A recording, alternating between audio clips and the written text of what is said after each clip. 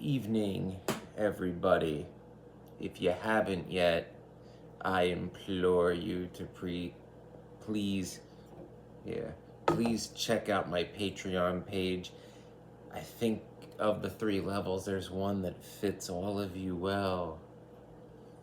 No, that's not some kind of witchcraft. That's just me being eccentric. But regardless, even if you think I'm not going to join the Patreon page, you can subscribe to the channel, which is free. So why you don't do that? Is it just to spite me? Like, what, did I steal your girlfriend? And, unless you're one particular guy, I didn't even try. So no excuses there.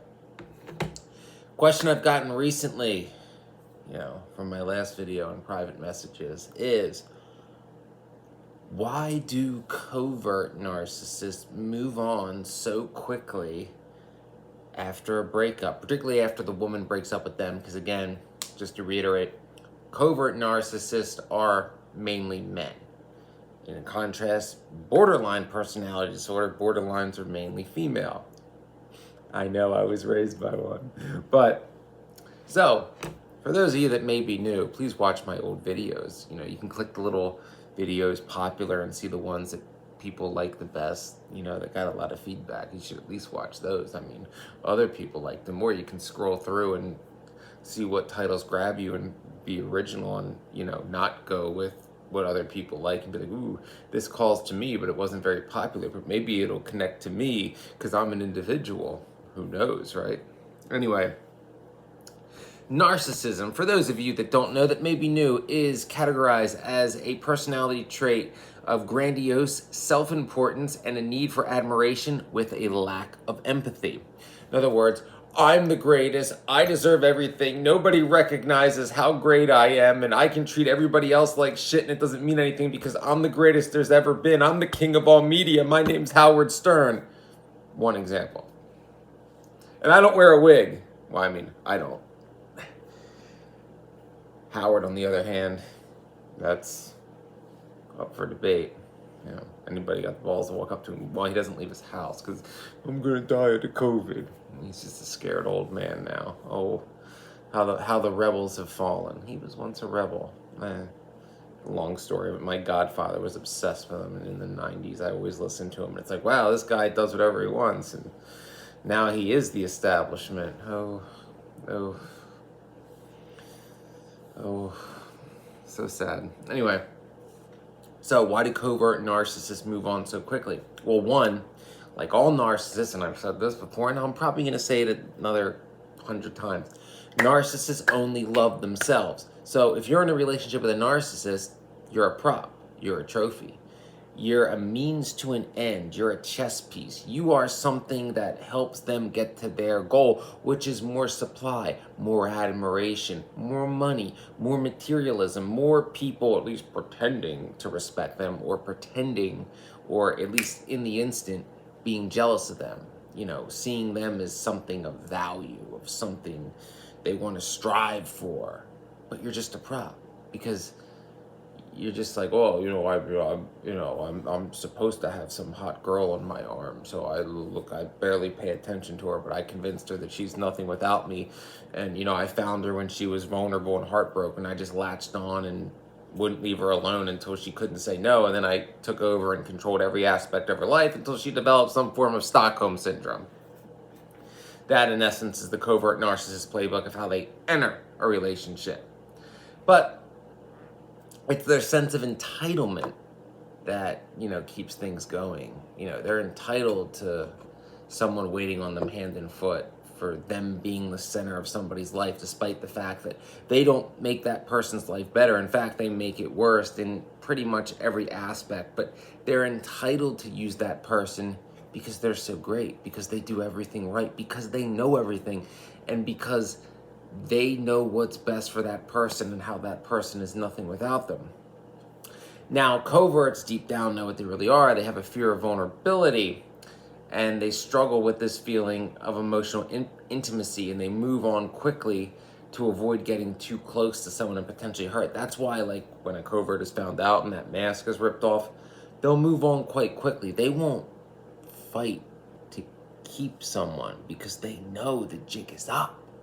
when the jig is up, they need a new target. They just want to continue that supply because it's never about them actually being in love with that person. They may have a type, so they may try to replace that person with someone as similar as they can find quickly who, is vulnerable, either someone who just got out of a relationship or somebody, new to the whole scene where they know that narcissist, wherever they're encountering that narcissist, someone who's new to that scene and doesn't know what the narcissist is and doesn't have like a circle of people that can be like, no, no, no, no, no, no, don't talk to him. Like, here's all this, basically know the truth about him. That's who they'll latch on to.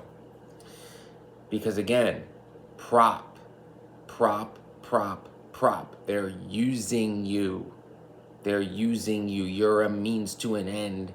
It's never going to be what you want it to be. It never was, and a lot of narcissistic victims, particularly with coverts, lie to themselves. They look through, the rose-tinted glasses that things at one time were pretty good when they really weren't.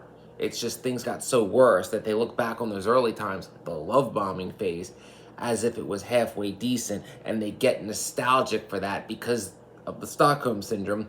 They feel trapped and they long for those days because they're afraid to leave, because their confidence and self-worth has been so destroyed by the covert that they feel they have no choice but to stay. And of course, there's the fear of the narcissistic rage and the narcissistic blow-up. So, coverts have this attention-seeking behavior. And in this sense, I mentioned in other videos, coverts go for like the naive sweetheart girl next door type because they typically have a lot of friends, people who genuinely like and care about them. Coverts don't have that, but they want that circle. And by latching onto her, he then, like a parasite, latches onto that circle and then thus assumes that like, well, all these people are my friends and they like me because I'm with her. When in reality, they're all like, as soon as his back's turned, like, you gotta leave this fucking asshole. Like, you can do so much better. Like, why are you with him? Like, him? Really? And the really ballsy ones will walk right up to him and be like, you really think you're something, don't you? I've seen it, And then there's the guys like me that'll, and they just run in fear. That INFJ stare gets them every time. They'll try to discredit me and, that kind of thing. Or try to get me blackballed in certain industries. Not that that's happened more than a few times. But coverts will always move on quickly.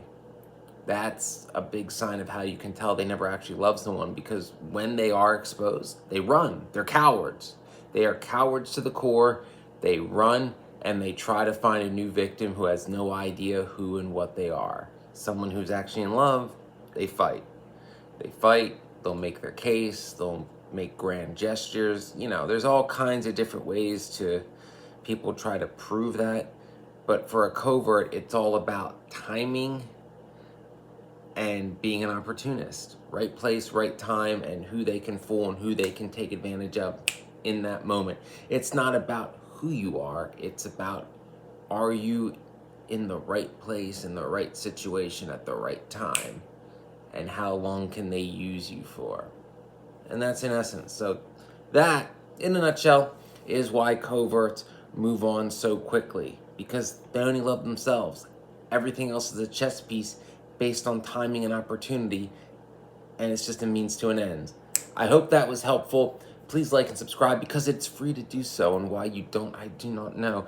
But also, please check out my Patreon page and join, even if it's the lowest level. It's really cheap, and it helps this channel help other people, and by you helping other people through this channel makes you feel good. So you should do that, because by helping this channel grow, you help other people break their chains and embrace free will and live the lives and have the happiness and freedom they've always wanted. Oh, hail Lilith.